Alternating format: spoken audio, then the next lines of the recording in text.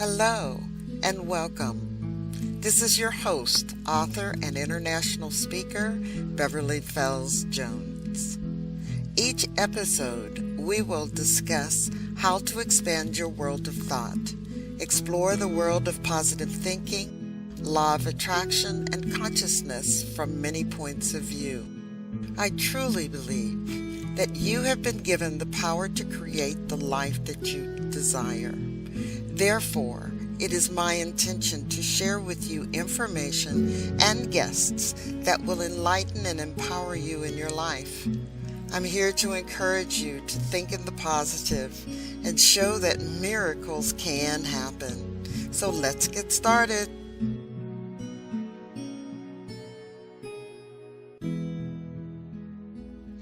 Hey there.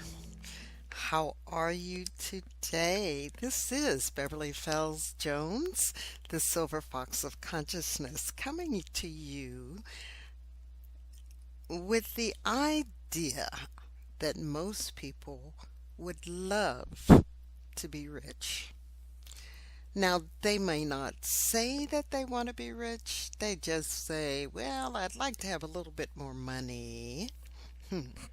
I'd like to be able to take that vacation. Wouldn't it be nice if I could catch a plane and go to my heart's desire? Let's say I want to go to Italy and spend 2 weeks. Spend 2 weeks and just travel the country and go to Greece, or maybe even spend 3 weeks. And never worry about where I'm staying, whether I'm got a roommate or whether I'm single traveling or whether I have my mate. It doesn't matter. When you are abundant, when you have money in the bank, you have freedom. And I know many of you who have been introduced to direct selling, otherwise known as multi-level marketing. They talk about time freedom and stopping trading your time for money. Stop being an employee. Well, what if you could be an employee and still be rich? What if you were an employee and were diligent enough to save money? In fact, tried to save more than you spent. Eventually, you would have enough to do what you wanted to. Very few of us have the discipline to put away more money than necessary. Very few of us have a discipline of putting money in our 401k and then in a savings account in some type of vehicle, because we want gratitude now. We want to live well now because we're not guaranteed tomorrow. However, if I had thought that way when I was in my 20s and 30s, I would not be in the situation I am today. And I say that to say, I began saving. My mother started me saving at a very young age. When I got my first job, she said, open a bank account and a savings account. And every pay period, you are going to put money in that savings account. Now, because I was in admin, making a lower paying amount of money for that time, I put $20 a paycheck in my savings account. Now, I'd go get it out. I'd create a savings account that was called my vacation account, and every pay I would put a certain amount of money in there in order to plan my vacation the following year. We didn't rely on credit cards. You relied on saving the amount that you want. But that's not what this this particular conversation is about today. Today, it's about thinking and growing rich. But I've just given you an example of how you can grow rich. But you have to make a plan. You've got to set what you want in life.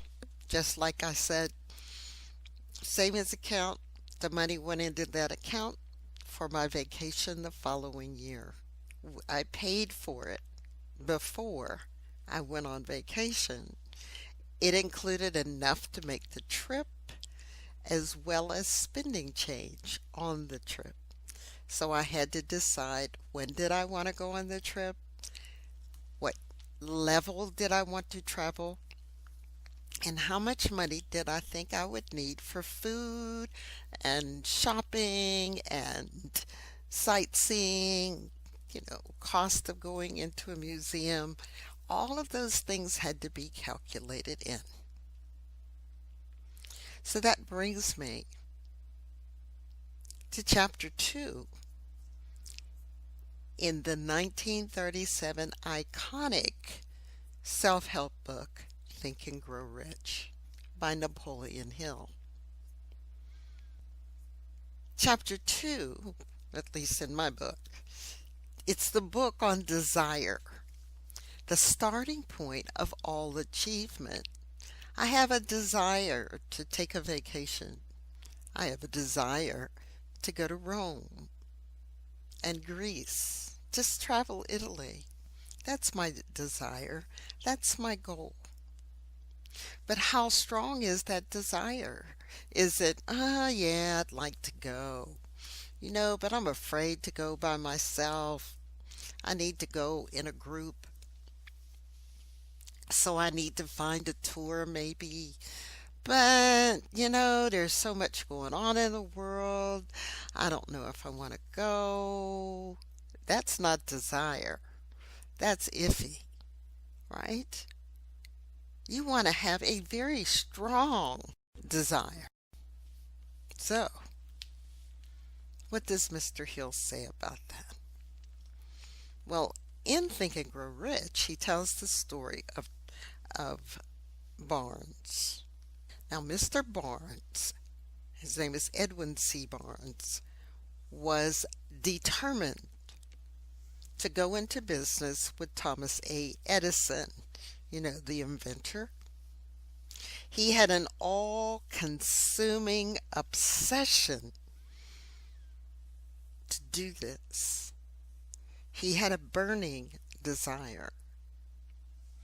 So when you're sitting there looking at your life and thinking about what you are and what you're doing and what you have and what you complain about and what you really want in your life, are you sure? Is it a burning desire? I mean, truly burning desire. Now, let me put this in perspective. For those of you who have a mate, or those of you who had a mate, or those of you who are working to get a mate, that person that you looked at and said, oh my, that one's mine. Oh my. Men, did you say, she's going to be my wife? Women, did you say, he is going to be my mate? I know it. He is this and he is that. And all you could do is talk about that person all day long. Now, guys, you might not talk. I don't know whether you talk all day with other guys about some girl, because you'll get teased. I know you'll get teased. But for me, all I thought about was that person. Day and night. I fell asleep with him on my mind. I woke up thinking about him. I thought about what I was going to wear the next time I saw him, how I was going to make my hair, what perfume was I going to wear, what could I do what was I going to do when he came over? When I invited him to dinner, what kind of meal was I going to make? How was I going to set the table?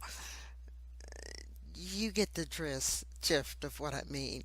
It was all consuming, and I was doing things, and you do things in order to get that person's attention and show them the best of you so that they like you.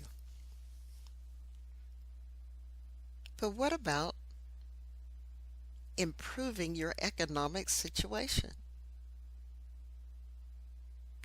And some of you sit back and go, "Ah, there's nothing I can do about it.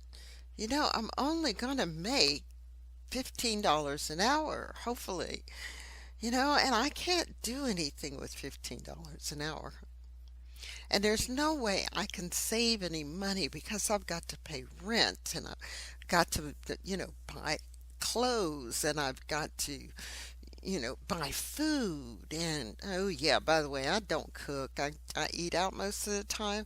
No, yeah, and I gotta have the latest name brand thing. Now, I'm not familiar with a lot of name brands. I just happen to see Louis Vuitton and Kate Spade and Michael Kors and Tommy Hilfiger, and I think Polo was coming back, and a number of the other ones, and Nike and Under Armour. I see all these logos on clothes. You see. Now, my question is, are you buying them new or are you going to the resale shop? There's a place here in Dallas called the Uptown, what is it? Uptown Cheapskate? Something like that. It's a resale shop. People are coming in there selling their clothes that they no longer want, and then they use it to buy clothes that were in the shop. Even I came out with a name brand designer dress that in the store probably cost $400, and I got it for $24.95. Okay, why am I telling you this?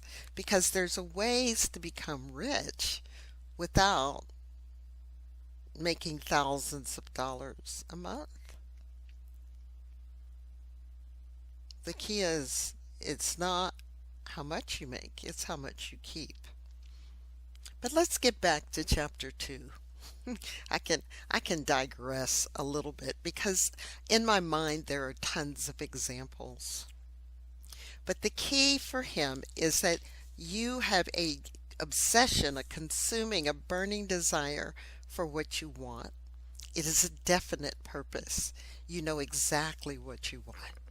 I know exactly where I want to go in Italy, how much it's going to cost, approximately what the airfare is going to be, should I desire to make that trip. I'm going to find out everything I need to know about it.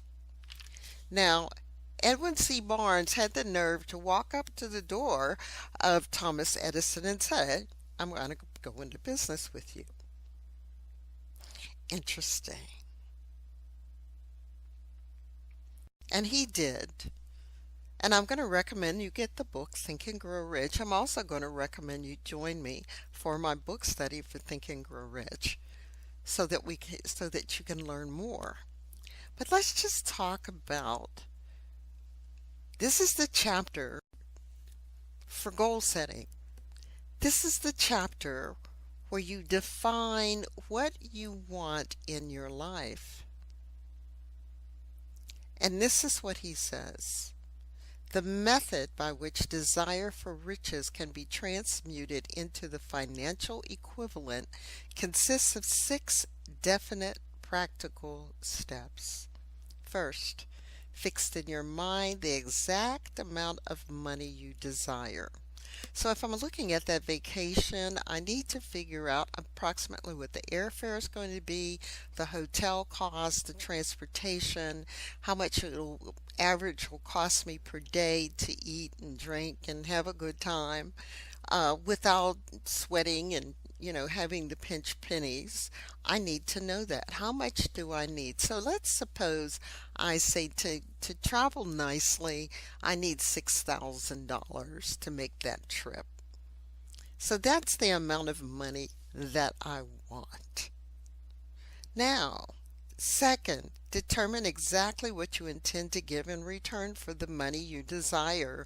So if I have a business, what am I going to do in my business? If I'm at work, what am I going to do? Am I going to do some extra things where if I get paid overtime, will I take as many opportunities for overtime as possible? Am I looking for a raise? Am I looking for a promotion in my job?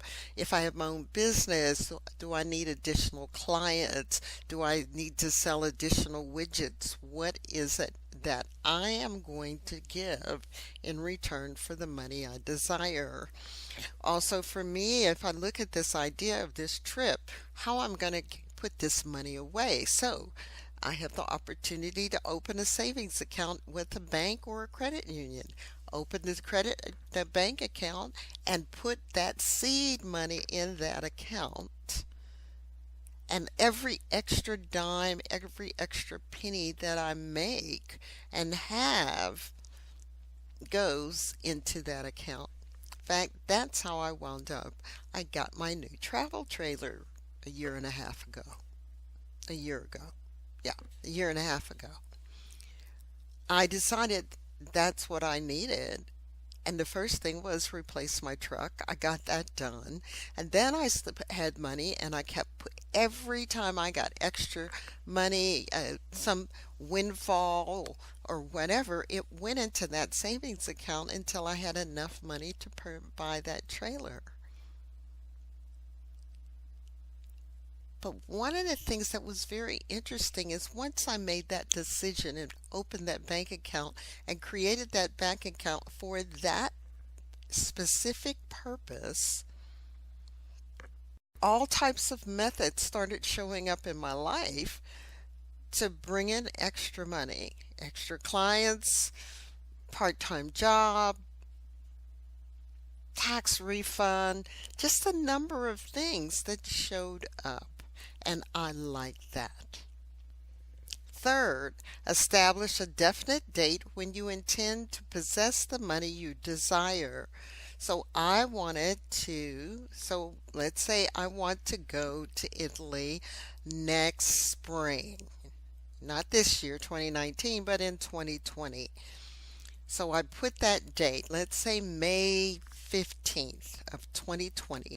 I want to be on the plane or going to Italy on this vacation. So that's a date. Fourth, create a definite plan for carrying out your desire and begin at once. Well, I've already talked about opening a savings account, finding different ways to bring in new business, maybe take on a work at home job and bring in a little extra money that way, and that money is earmarked for the savings account. Who knows? And fifth, write out a clear, concise statement of the amount of money you intend to acquire. Name the time limit for its acquisition, state what you intend to give in return for the money, and describe clearly the plan through which you intend to accumulate it. Sixth, he says, read your written statement aloud twice daily, once just before retiring at night and once after arising in the morning. As you read, now this is important, as you read this information, you want to see and feel and believe yourself already in possession of the desired amount. And this is the part where most people fall down, is that they do not see themselves already possessing it. For those of you who read the Bible, it also says, believe you have received and it will be done to you. Believe you already have it. Believe that when you make these statements and you're reading it, what you desire has already been created, I believe in the invisible. We just have to have it materialize in the visible world in your universe. Those are the 6 steps that Napoleon Hill says we need in order to be successful. Well, I have a modified version that will make it so you really don't have to read the statement twice a day. I still recommend it. But the key is what he's working to do is get this information into your subconscious mind so that it would become automatic, the things that you're going to do in order to achieve your goal. And as a member of the Think and Grow Rich in-depth book study, you'll get that additional training. I'm going to be starting a new study on February the 13th, 2019. So in case you were listening to this later. So I'll be starting this class. Now I'm just finishing up the class that was started in 2018, the end of the year. We're on our last week, and I'm throwing in a bonus week for my students because they've been really good this time, and I'm looking forward to that. But February 13th is the new, and it will be an updated version of the Think and Grow Rich. But these are the 6 steps. Get yourself a copy of Think and Grow Rich. You can probably find it for $5.99, $6 at Half Price Books or a discounted bookstore, because it's out of copyright. So a lot of people are publishing it. This particular book has made many people very rich, some multimillionaires. So just wanted to give you those 6 steps today. And the next time I talk about Think and Grow Rich, I'll pick another chapter that we can talk about. And I think I'm going to do the chapter on sex transmutation. But stay tuned, and thank you for listening today. This is Beverly Fells Jones, the Silver Fox of Consciousness, and I'm here to help you take command of your life through the power of your mind. Thank you for listening today. Please share the link to this show with your friends and family so that they can learn how to be the best that they can be. Visit my website at commandingyourlife.com and follow me on Facebook. Have any suggestions for the show? Just contact me by emailing Beverly at commandingyourlife.com. Be sure to join me on the next episode. As you have believed, let it be done to you, and it is so.